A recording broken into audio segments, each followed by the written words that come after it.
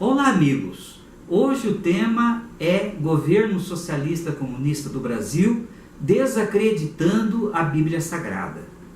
O governo socialista comunista do Brasil infiltra-se há 40 anos nas igrejas para substituir a religião revelada, que é a Bíblia Sagrada, por uma religião social, que é a teoria da libertação. Veja o que o filósofo Olavo de Carvalho e o padre Paulo Ricardo dizem a respeito. A teologia da libertação é a interpretação marxista do Evangelho. É a realização do programa do Antônio Gramsci. Quem começou com essa... Olha, estuda a história, veja a origem. A teologia da libertação começou com o padre Gutiérrez, no Peru, tá certo? Depois se transferiu para o Brasil. O Brasil virou o grande megafone da teologia da libertação.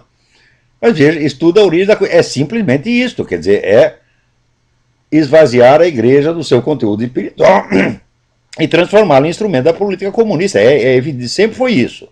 Se tem alguma dúvida a esse respeito, vai estudar, leia os textos, veja o que eles mesmos dizem. Aqui, Frei Beto responsabiliza a igreja por ter introduzido vírus oportunista na campanha. Um momento. Esse governo aí, todo, o pessoal do PT, está todo reclamando contra o uso da linguagem religiosa, de argumentos religiosos na campanha. Meu filho, o que é a teologia da libertação? A teologia da libertação é a politização total, integral e sistemática da igreja. Quer dizer, nenhum cara da teologia da libertação tem nenhum direito de reclamar contra o uso político de elementos religiosos, porque a teologia da libertação, ela é isto. Ela faz em escala maciça e faz há 40 anos. Isso aí. Você pode ver que a teologia da libertação consiste em pegar cada frase do Evangelho e lhe dar um sentido político de luta de classe, favorecendo a Revolução Comunista. Os caras estão fazendo isso sistematicamente. O próprio Boff se gaba. Eu escrevi 85 livros. Cada um dos 85 livros do Leonardo Boff é utilização política de linguagem religiosa, sim. Né? Daí, de repente, aparecem os bispos dizendo a coisa mais simples, a coisa que está na doutrina da igreja, que o católico não pode votar em candidato comunista e não pode votar em candidato abortista. Não pode mesmo, isso é oficial da igreja. Quer dizer, o bispo simplesmente repete o que a doutrina da igreja diz, que o bispo está usando linguagem religiosa de maneira oportunista para interferir na política. Cara, pô! Você que não sabe o que é teologia da libertação, o que é teologia da libertação? A teologia da libertação, ela não é uma ideia, ela é um jeito de pensar. Tá? Então, este jeito de pensar, ele continua atuante. As pessoas continuam pensando daquele jeito. Porque se fosse uma ideia, o Papa poderia condenar aquela ideia, a gente diria, bom, essa ideia é a teologia da libertação. É mais fácil de identificar. Não é? Por exemplo, vamos pegar uma heresia, você pega o arianismo. Não é? Uma pessoa que diz que o Filho de Deus não é Deus, você diz, arianismo, pronto, condenou, acabou. É um ponto, né? É um ponto, é uma ideia. Agora, a teologia da libertação, né, como o próprio Papa explica aqui nesse documento introdutório, eu vos explico a teologia da libertação, ele diz, não é uma ideia, mas é um novo jeito de ler a fé como um todo, o cristianismo como um todo. Né? O próprio documento também, no subtítulo número 6, ele diz, uma nova interpretação do cristianismo. Ou seja... Como é que é isso, Padre Paulo? Como é que é essa nova... Porque me parece que aí é que está o veneno, o perigo. Sim, a nova interpretação do cristianismo significa, né, vou usar uma linguagem técnica, mas depois eu explico, significa abolir todo o sentido anagógico, todo o sentido transcendente da fé. O que é o sentido anagógico? É o sentido místico, espiritual, que olha para o céu. Tudo aquilo que é transcendência, tudo aquilo que é espiritual, não. O que é que se faz? Se corta o transcendente e tudo tem aplicação aqui na terra. É uma coisa muito prática, muito real. Deixa eu dar um exemplo. Jesus cura o leproso. Não é? O que é a cura de um leproso? É um milagre. É uma força sobrenatural que vem nesse mundo e que realiza um milagre. É Deus que entra na nossa história.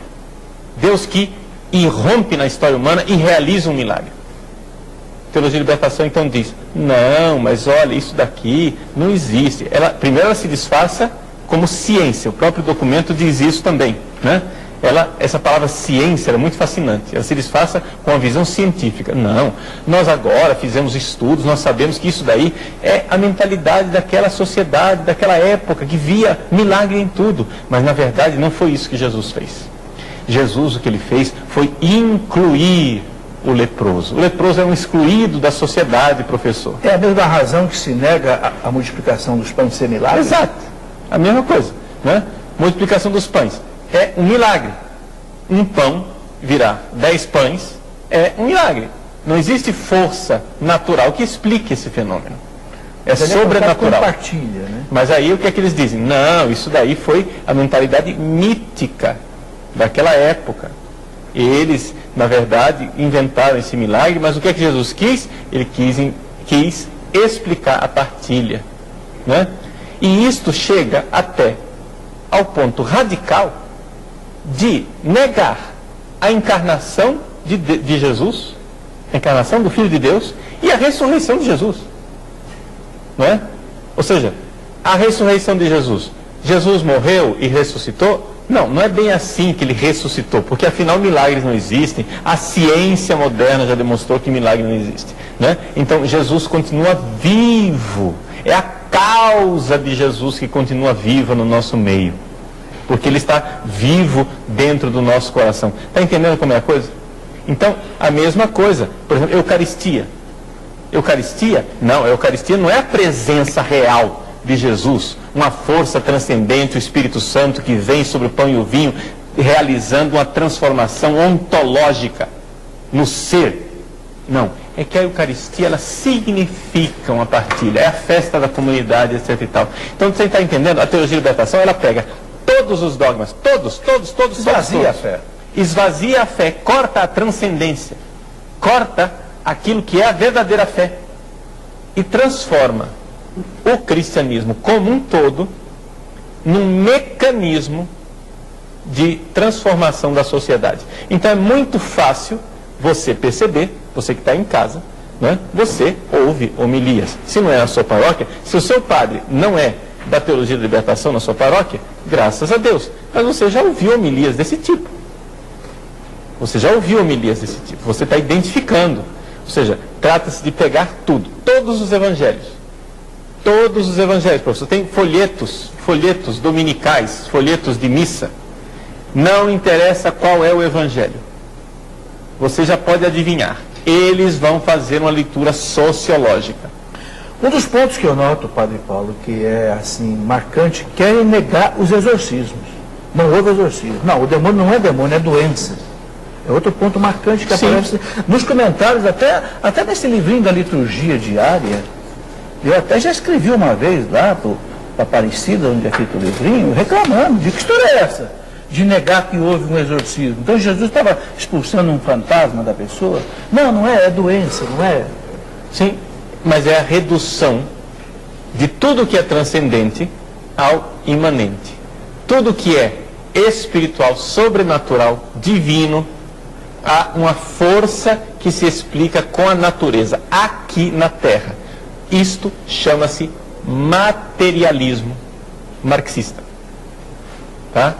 Então, o documento Libertatis Nuncius condena a teologia da libertação inspirada em marxismo. A religião está sob ataque na China comunista e no mundo, pois o socialismo e o comunismo objetivam a destruição de princípios morais judaicos cristãos. De novo, o Partido Comunista Chinês aperta o cerco contra as religiões existentes no país. Integrantes do partido serão obrigados a se declarar ateus. Preocupados com o crescimento de diversas religiões, os dirigentes do PC chinês resolveram adotar a linha dura dos tempos da Revolução Cultural. Acreditar no comunismo e no ateísmo são as únicas crenças permitidas. Quem já pertence ao partido e adotou alguma religião terá que se declarar arrependido em público. Já os candidatos ao ingresso devem assinar um documento afirmando que são ateus. Em conclusão, a cultura religiosa e moral judaica cristã sempre foi um empecilho à implantação do socialismo e do comunismo nos países.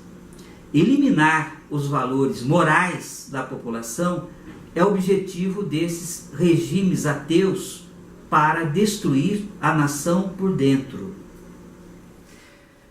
A população brasileira, que é 86% de cristãos, conforme o último censo do IBGE, portanto, devemos manter nossa fé na Bíblia, como foi revelada por Deus, através dos profetas e por nosso Senhor Jesus Cristo, e rejeitar a concepção comunista da religião social da teoria da libertação. Inscreva-se no canal, dê o seu like e compartilhe. Obrigado e até o próximo vídeo.